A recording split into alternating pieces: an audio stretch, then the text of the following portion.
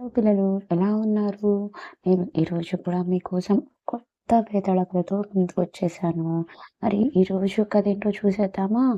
మన విక్రమార్కుడు ఎన్ని సార్లు బేతాళుడు వెనక్కి వెళ్ళిపోయినా కానీ సరే మళ్ళీ వెళ్ళి విక్రమార్కుడు బేతాళుడిని తన భుజం మీద వేసుకొని బయలుదేరతాడు. బయలుదేరంగానే బేతాళుడు లేచి, విక్రమార్క, నిన్ను చూస్తుంటే చాలా ముచ్చట. ఎన్నిసార్లు నేను వెనక్కి వెళ్ళినా నీకు మౌనభంగం కలగడంతో నువ్వు మళ్ళీ వచ్చి నన్ను తీసుకువెళుతున్నావు. నీకు ఈ దారిలో అలుపనేది తెలియకుండా ఉండడం కోసం అని చెప్పేసి నేను నీకు ఒక కథ చెప్తాను. అది విను. అది చివరిలో నేను ఒక క్వశ్చన్ కూడా అడుగుతాను. అది తెలిసి కూడా నువ్వు సమాధానం చెప్పకపోతే నీ తల 1000 వక్కలవుతుంది అని శాపం కూడా పెడతాడు. అనగనగా ఒక అడవిలో ఒక మర్రి చెట్టు మీద ఒక బ్రహ్మ రాక్షసుడు ఉండేవాడు. అతను తన చుట్టుపక్కల ఉన్న గ్రామాల మీద పడి దొరికిన మనుషుల్ని దొరికినట్టుగా పట్టుకుని తింటూ ఉండేవాడు. అది చూసిన ప్రజలందరూ భయపడి ఆ బ్రహ్మ రాక్షసుడి దగ్గరికి వెళ్ళి, నువ్వు అంత కష్టపడి మా దగ్గరికి వచ్చి మమ్మల్ని పట్టుకోవాల్సిన అవసరం లేకుండా మేమే రోజుకి ఒకళ్ళు చొప్పున నీ దగ్గరికి వస్తాము అని చెప్పి రాక్షసుడితో ఒక ఒప్పందం కుదుర్చుకుంటారు. ఆ రాక్షసుడు కూడా సరే అంటాడు. రోజుకి ఒకరు చొప్పున ఆ ఊరి ప్రజలు ఆ రాక్షసుడి దగ్గరికి వెళ్ళేవాళ్ళు. అలా రాక్షసుడు కూడాను ఎటువంటి శ్రమ లేకుండా తన దగ్గరికే ఆహారం వస్తూ ఉండడంతో ఆ రాక్షసుడు కూడా ఆ చెట్టు మీద నివసిస్తూ ఉండేవాడు. ఒకసారి ఆ ఊళ్ళోకి ఒక సాధువు గారు వచ్చి ఆ ఊళ్ళో ప్రజలందరికీ 4 మంచి మాటలు చెప్పి ఆ రోజు రాత్రికి వెనుదిరిగి ఆ అడవి మార్గంగా వెళ్తూ ఉంటాడు. సాధువు వెళ్తూ ఉన్నప్పుడు ఆయనకి ఎవరో మాట్లాడుకున్నట్టు వినిపించింది. ఆ అడవిలో ఒక పక్కన ఒక తండ్రి కొడుకు కూర్చుని ఏడుస్తూ, అయ్యో నాన్న, నీకు అప్పుడే 100 రోజులు ఉండిపోయాయా అని చెప్పేసి తండ్రి కొడుకుని చూసి బాధపడుతూ ఉంటాడు. అప్పుడు ఆ సాధువు వాళ్ళ దగ్గరికి వెళ్ళి, ఏంటి, ఎందుకు అలా బాధపడుతున్నారు అని చెప్పి అడుగుతాడు. అప్పుడు వాళ్ళు, మా ఊళ్ళో ఒక బ్రహ్మరాక్షసుడు ఉన్నాడు.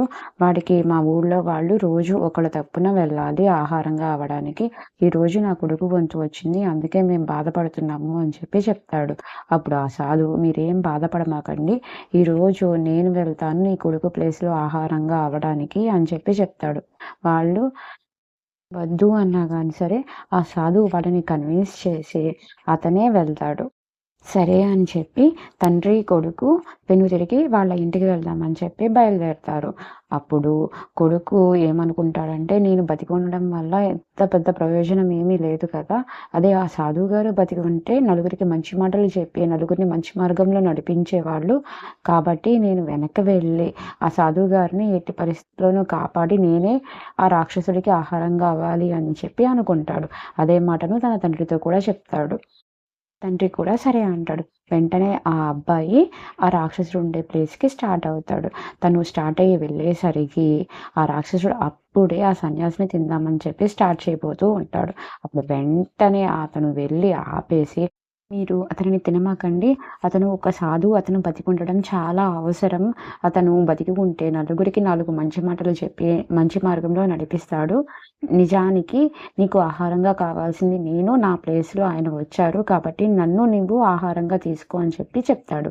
అప్పుడు ఆ రాక్షసుడు, సన్యాసిని తినడం అనేది చాలా తప్పు.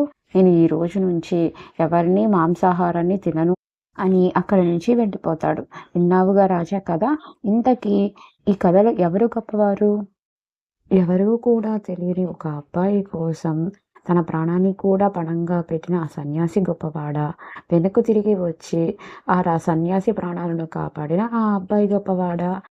అని బేతాళుడు విక్రమార్కుడిని క్వశ్చన్ అడుగుతాడు. అప్పుడు విక్రమార్కుడు ఈ విధంగా సమాధానం చెప్తాడు. అదేంటంటే, సన్యాసి అనంటే తనకి దేని మీద ఎటువంటి ఆశ కానీ, కోరిక కానీ ఉండదు.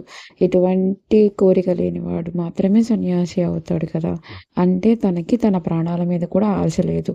అటువంటి వాడు తన ప్రాణాలని ఇవ్వడం పెద్ద గొప్ప విషయమేమీ కాదు. కానీ ఆ యువకుడు అలా కాదు.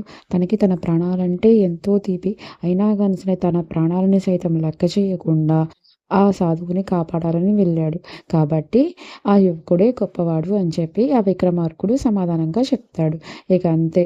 విక్రమార్కుడికి మౌనభంగం కావడంతో తిరిగి బేతాళుడు చెట్టు మీదకి వెళ్ళిపోతాడు. అసలు విక్రమార్కుడు బేతాళుడి కోసం ఎందుకని చెప్పి ఆ చెట్టు దగ్గరికి వెళ్తున్నాడు? బేతాళుడిని ఎందుకు భుజాల మీద మోసుకొని వెళ్తున్నాడు? ఇటువంటి విషయాలు గురించి మీకు తెలుసుకోవాలి అనుకుంటే నేను కింద డిస్క్రిప్షన్‌లో లింక్స్ పెడుతున్నాను. ఓపెన్ చేసి మిగతా కథలు కూడా వినేసేయండి. మరి కథ నచ్చిందా? నచ్చితే లైక్ చేయండి. ఇటువంటి మరిన్ని ఇంట్రెస్టింగ్ స్టోరీస్ కోసం మన ఛానల్‌ని సబ్స్క్రైబ్ చేసుకోవడం మాత్రం మర్చిపోమకండి.